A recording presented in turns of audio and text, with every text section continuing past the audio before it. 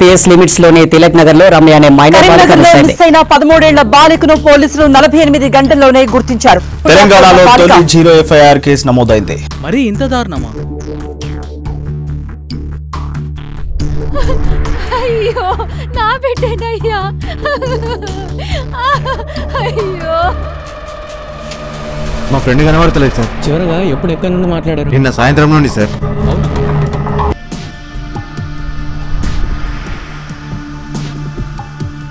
పప్పా నాకు చాక్లెట్ తేవా, పెద్ద చాక్లెట్. చాక్లెటా? పెద్ద చాక్లెట్ ఇస్తా. తొందరగా రా పప్పా. సరే సరే.